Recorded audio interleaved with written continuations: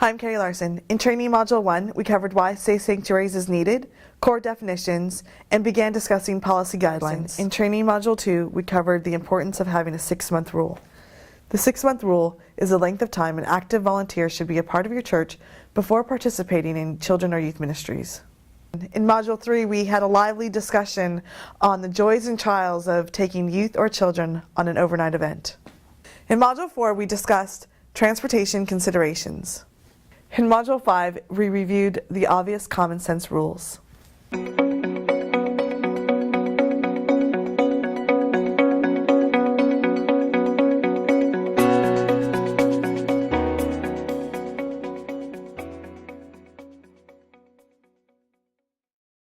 Okay, so let's talk about recruiting and screening.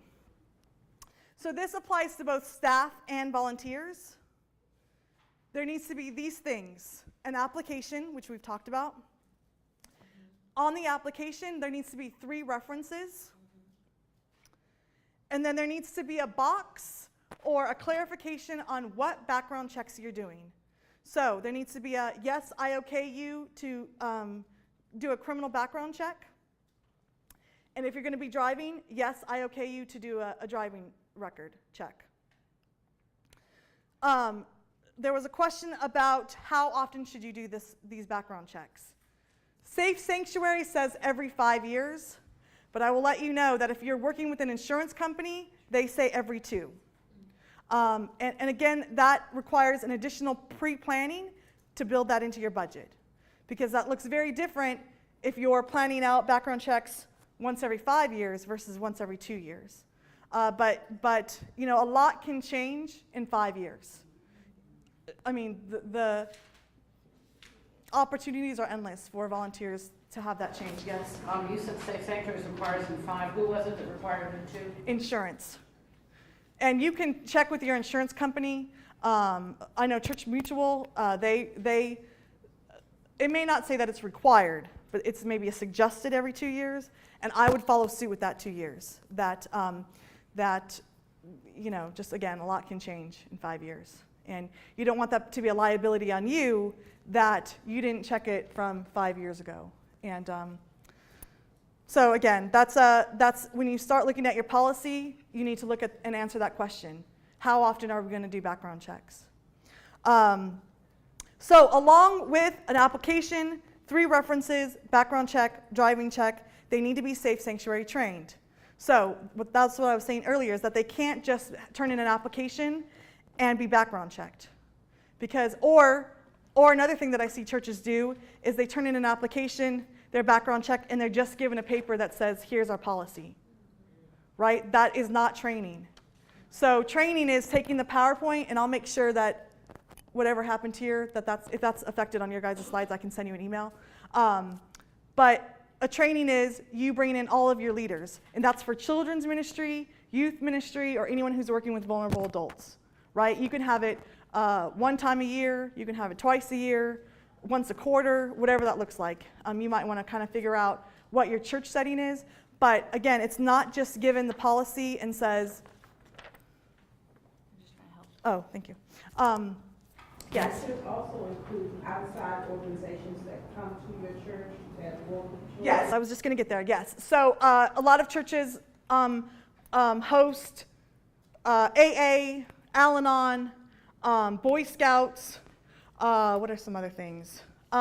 Anything that may need childcare, you know, a women's voter league comes in and they have childcare. They also need to sign off on sanctuary policy. Because just because they are using your building and not part of your ministry, that does not exclude the church from being responsible for those leaders that are in there leading for Boy Scout leaders or whatever that looks like. So Is what you wanted? that was the next one. So it was just, I don't know, it was missing 2. Oh, I don't know what happened. okay, sorry. It's okay. It's okay. Thank you though. So yes, What if their activity is in the evening and their paths don't cross with the kids? that doesn't matter.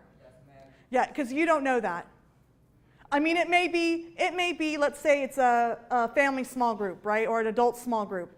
And one night, a couple people have some relatives in town and they have a couple kids. in their program or coming that evening. No, but I'm saying, for the AA group, they're. Oh, AA group. Cross with the school. They still need to, the leader, I mean, they just have to know the policy, Oh, okay. right? So it's about training them and them signing off, right? Saying, yes, I know this policy, so that if anything changes with AA or with Boy Scouts, especially Boy Scouts, that all of the leaders need to be background checked. And that's on them to get the background checks, but it's on you to make sure that they know the information, they have been trained, and they know the policy, right? Yeah, that's because we have an NA meeting in our church, and are you saying the leader has to be background checked, even though they will never see our children? No, what I'm saying is they need to be aware of the policy, and if that changes, then they need to sign off on something saying, I recognize that this is the church policy for safe sanctuaries. Because, there's Al-Anon, or is that the teen one? Alateen, thank you. So that one would definitely fall under that line because they're working with teens, right?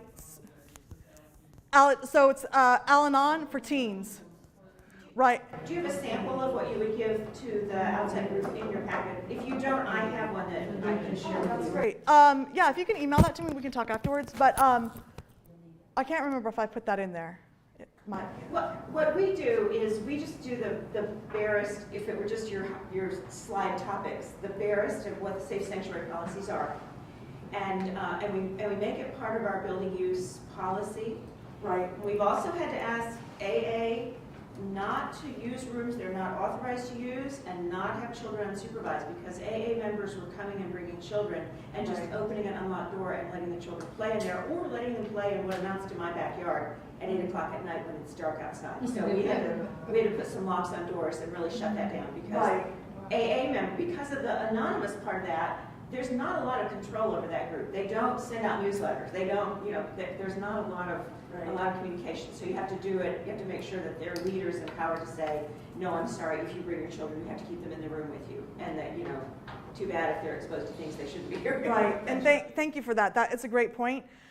So in our building use application, say there is a family, outside family who wants to have a wedding at your church and a reception. Safe sanctuary applies to them, right? It's not your job to have them background checked, but they need to sign off, right? If you're going to have the nursery open for kids, they need to have someone in there that's background checked. So it's just about working with your trustees on what that conversation looks like, and so that everyone's on the same page and there's no question as to, oh, I'm a member and I want to use so-and-so room for whatever, right? I mean, they also need to fill out a building application form, get it approved, and so that they're signing off an acknowledgement of the policy, right? You see the difference there? Okay. All right, so we're going to talk about background checks. And there are, once you start looking at what different companies that do background checks, they do social security checks, they do credit checks, they do, some of them do criminal but not sex offender. So you need to make sure that you are doing criminal and sex offender. That does not have to be a credit check, okay? So that's very important. And then also if you think they're going to be a driver, you want to make sure that they check that it's okay to do the motor vehicle report.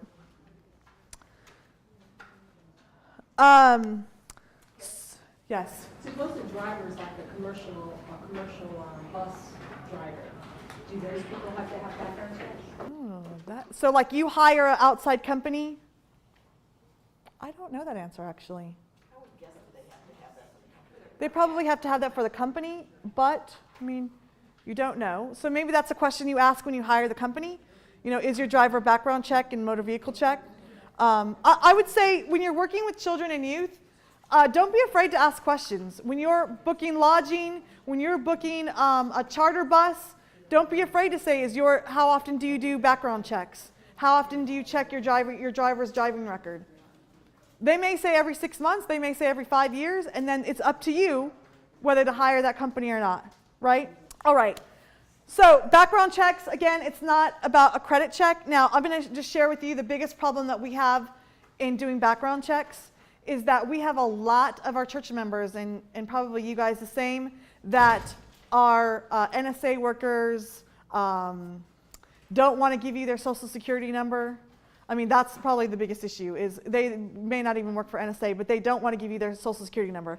There is a part on the application that they need to write that down, and that is our biggest problem. I get so many papers back with a, see me, ask me, or a 0, under the social security number, and that's the only way you can do a background check. The way we have gotten around that is they must schedule within 24 hours an appointment with our pastor to have them either physically be in the office or physically or be on the phone, not physically. But, NSA. sorry. What is NSA? Yeah, sorry. Okay, and so why don't they? They're just really protective about their social security number. Well, other people too, not just NSA, but we have a lot of NSA A workers lot who of are. times the positions they have, the security positions, we have someone who is top security. Right. In my church, and they can't even be on Facebook or anything like that. Right. And Right, they so- cannot give out any information. Right. So if you have someone who does not want to give you their social security number by any means, then they just can't work in your ministry because there's no way for you to do a background check. So you have to have their social security number. So it's, again, either by them coming into the office and typing it in, right?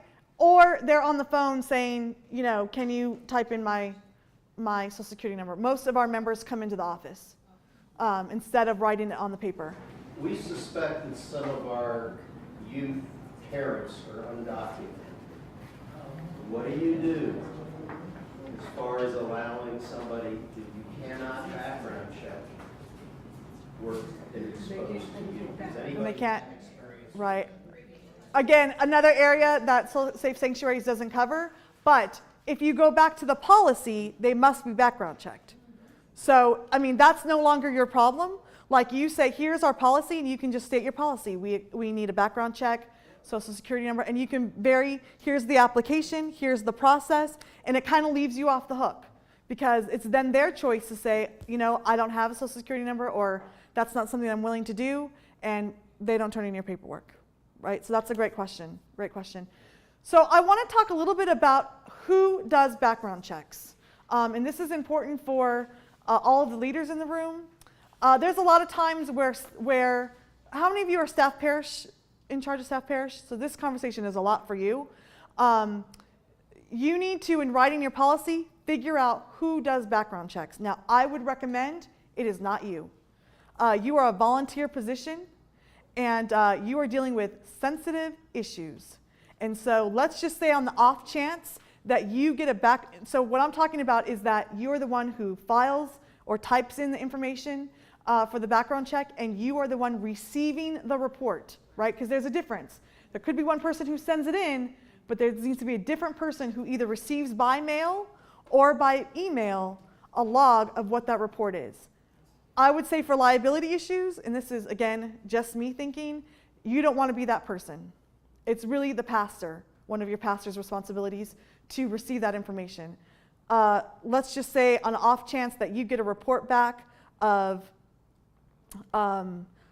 criminal issues, abuse issues, whatever issues come back, you don't want to be the one with that information. Because then you have to start the conversations to the pastor, to whatever, that they cannot work in that area. And if that information gets out and that person finds out that information is out, since you are the one receiving that information, you are liable. And so I would just start planning now how you disseminate that information. Let me get through this part one really quick, and then we'll come back to questions. The other part is that usually you get 2 notifications, either an email and a letter mail, or you just get a letter mail. You also need to figure out, it can't be your office manager or secretary opening up the mail and going, oh, this needs to be filed with so-and-so paperwork. Office manager, secretary, whoever opens mail needs to recognize that this company mail goes in the pastor's box. Or if that's unsecure, then there's usually a file cabinet that can lock. And so at our church, we have a file cabinet. The bottom drawer is for those paperworks, and then it's the pastor's job to check them and file them, right?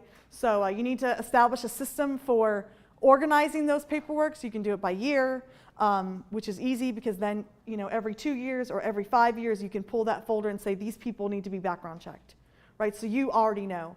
Again, I can't stress that enough to have not a volunteer. Now, there are some leaders that you may be in charge as children's ministry or youth leaders to get your background checks of your volunteers. How I interpret that is you are responsible for the application process, you are responsible for the reference check, and you can have a parent do that. You are responsible for training your volunteers, but you are not responsible for entering the input and receiving the results. Do you guys see the difference of that? Yeah, that's really big. I mean, I've just seen, churches that do that wrong, and it ultimately comes on the person that has that information. And I would say as volunteers, you don't want to be that person. Question, in light of what you just said, your church administrator or secretaries are usually under a confidentiality clause in their contract. Sometimes, not always. But I'm saying, if they are, and they're under the insurance policies of the church, that protects them somewhat, does it not? Because I'm thinking in terms of, not every pastor has exactly the time, and they have to have the confidentiality. It's just like SPRC is under confidentiality. But with background checks, if you're an employee, per se, you're under that church's policy, and there's certain things that are guaranteed in that policy that are part of that job. Yeah, I'm going to be honest, I don't know about that specifics, but I would say you just don't want that information getting in the wrong hands, right? So it could be a person that is great, been at the church for years, not a member of the church, right? Some office managers are not members of the church, and they may be under that confidentiality clause, but that information may leak to a friend. Oh, we got a report back. There's a, whatever that looks like. I would just want to. When you start establishing policy, I know I talked to some of you during the break that this is the point where you're either reviewing your policy or establishing a new policy. Make sure that's somewhere in your policy. Who gets the information, who receives the results, and just make sure that's clear, and how that information then gets disseminated, right? Like, it's usually the pastor that has a conversation with the volunteer saying, look, here's something that came back on your report. What's that conversation look like? That may mean that they can't work in ministry, but that may be a conversation for the pastors to have. Where can we plug you in? Like, we don't want to say no, but maybe it's one of those non-contact jobs, right? So, but that's a conversation for the pastor to have, and I would just be careful of who opens the mail. You just want to be really careful. I hear what you're saying, but I just, like our office manager knows anything that comes from this company, like it goes right in the file. And so she doesn't open it.